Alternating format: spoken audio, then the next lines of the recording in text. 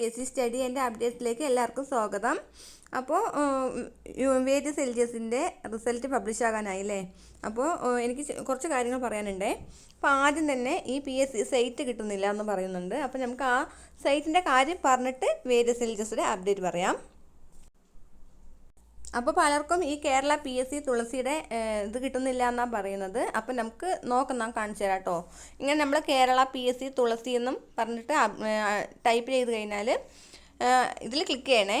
അപ്പോൾ ഇങ്ങനെയാണ് ഓണായിട്ട് വരുന്നത് കേട്ടോ.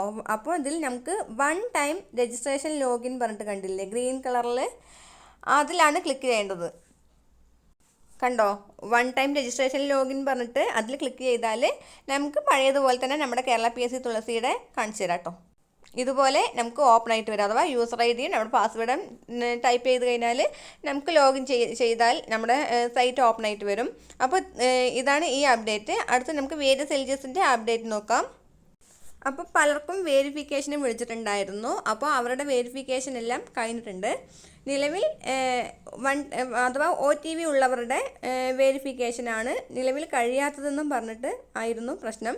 ഇപ്പോൾ ഏകദേശം ഉള്ള ആൾക്കാരുടെ എല്ലാം വേരിഫിക്കേഷൻ കഴിഞ്ഞിട്ടുണ്ട്. ഇപ്പോൾ എൻ്റെയാണ് ഈ വേരിഫിക്കേഷൻ കഴിഞ്ഞതിൻ്റെ കാണിച്ചു തരുന്നത്. എന്നെ PSC ഓഫീസിലൊന്നും വിളിച്ചിട്ടില്ലായിരുന്നു. അപ്പം എൻ്റെ ഇപ്പോൾ നോൺ ക്രിമിനൽ സർട്ടിഫിക്കറ്റ് അവർ നോക്കിയിട്ടില്ല.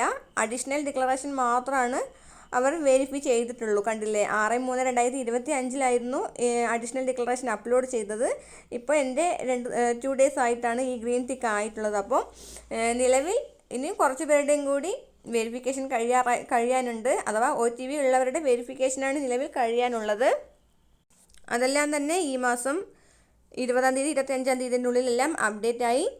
ജൂലൈ 18-നാണ് പുതിയ റാങ്ക് ലിസ്റ്റ് വരുന്നതെന്ന് അറിയാം നിങ്ങൾക്കെല്ലാവർക്കും. അപ്പോൾ ജൂലൈ 17-ന് മുന്നേ തന്നെ എല്ലാ ജില്ലയുടെയും റിസൾട്ട് വരുന്നതാണ്.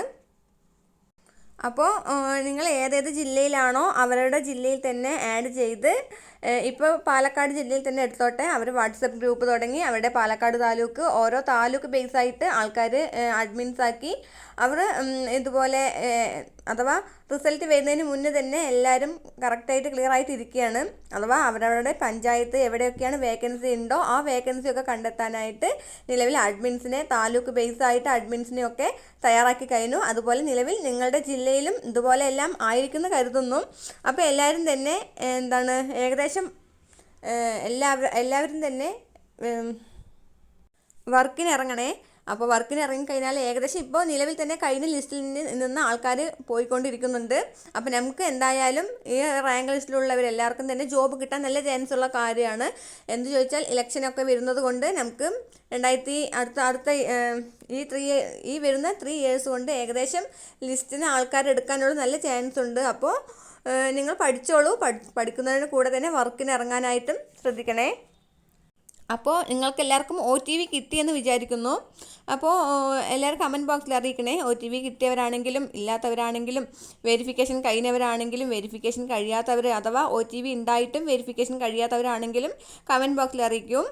അപ്പോൾ അത്രയേ ഉള്ളൂ. വേറെ എന്തെങ്കിലും അപ്ഡേഷനൊക്കെ അറിഞ്ഞാൽ ഞാൻ അറിയിക്കാവേ. അപ്പോൾ അത്രയേ ഉള്ളൂ. ചാനൽ ഇഷ്ടപ്പെട്ടാൽ ലൈക്ക് ചെയ്യൂ, ഷെയർ ചെയ്യൂ, സബ്സ്ക്രൈബ് ചെയ്യൂ. താങ്ക്